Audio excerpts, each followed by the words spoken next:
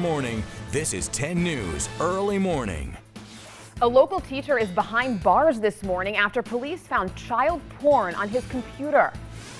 U.S. gymnasts have come forward to describe years of sexual abuse from one of their doctors.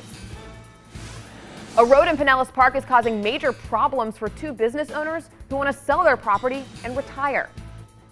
Good morning and welcome to 10 News Early Morning. I'm Hillary Zala. So we'll get to our headlines in just a second, but first we have to get to weather with 10 News meteorologist Ashley Beatty, because I'll let you say the temperature, but it's about to get really hot out there. Yeah, for some of us, if you live east of I-75, I don't know that you're going to want to hear this.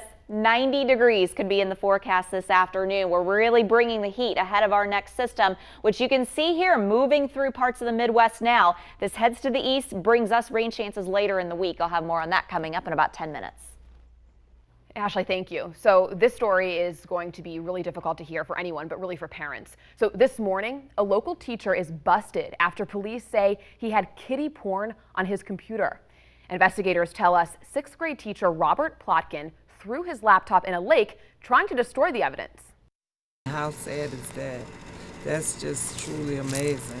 It's real shocking. Ugh, you can imagine. Neighbors and parents at Clearwater Intermediate School are outraged. Police tell 10 News reporter Kendra Conlon that this all came out after a fight with his roommate.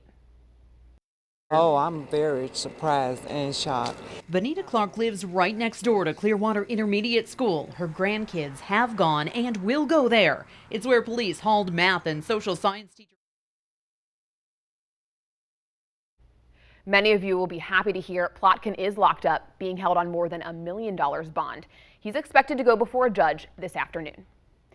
The controversy continues on Capitol Hill over the Russia election investigation.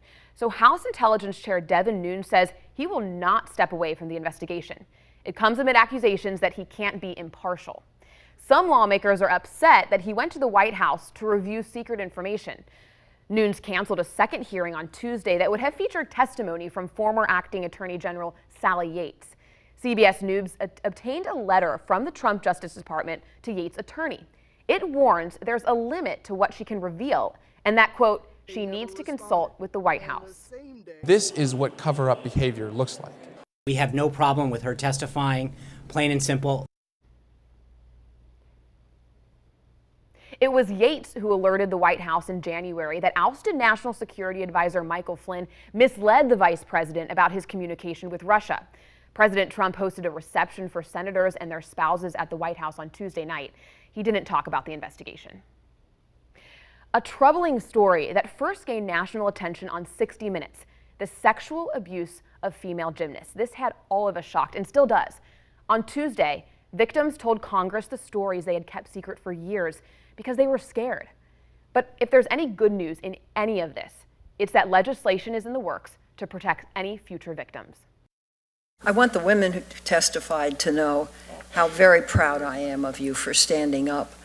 I know how hard it is. Senators called today's testimony an act of bravery.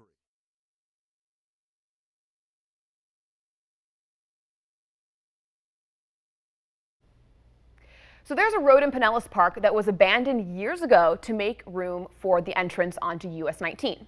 Well, it's now causing major headaches for two business owners who just want to sell their property and retire. I'm mad as hell. Yeah, and you'll see why he's so mad. So the owners of H&R Trains have run their business along Haynes Road for 27 years. Now they say because of discrepancies on their property line, it's impossible for them to sell.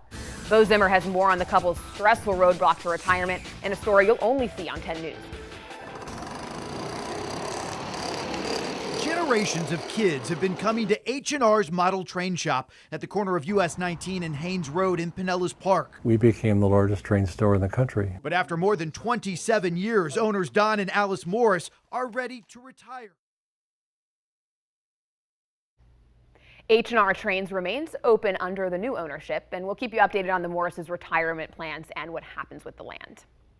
So you've heard about the dangers of flying debris when you're on the road. You have to see this video, and this story kind of just continues to get weirder. So this shows a close call that a family had during a college visit. So a 30-pound wild turkey crashed halfway through the windshield. Oh my gosh, that would be so scary.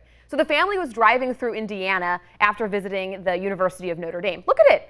It's like all the way through the windshield into the driver's side. So the turkey was killed on impact. Unfortunately, everyone inside the car was okay. Now, here's kind of the weirder part. A witness got permission to take the bird home. He wanted to clean it and cook it for himself. Wells Fargo will pay $110 million to settle a class action lawsuit over fake accounts. Employees opened around 2 million accounts for customers without getting their permission. Investigators say the employees were pressured to meet unrealistic sales goals. It's the first private settlement Wells Fargo has reached since the company paid $185 million to federal and local authorities last year. Thousands of employees were fired over the sales practices, and this won't surprise you, but the scandal led the bank's CEO to abruptly retire. Residents of Flint, Michigan will get their lead pipes replaced within 3 years. It's about time. A federal judge approved a deal on Tuesday to fix the city's water contamination problem. The state was ordered to pay nearly $100 million for the project and will distribute bottled water in the meantime. All right, coming up on this Wednesday morning, a mother was banned from taking her little girl to a school dance. Why she says the school crossed the line and how she plans to fight back. Plus, Amazon rolls out a new service to save you some time, but there's a little bit of a twist. Find out why you have to go to them.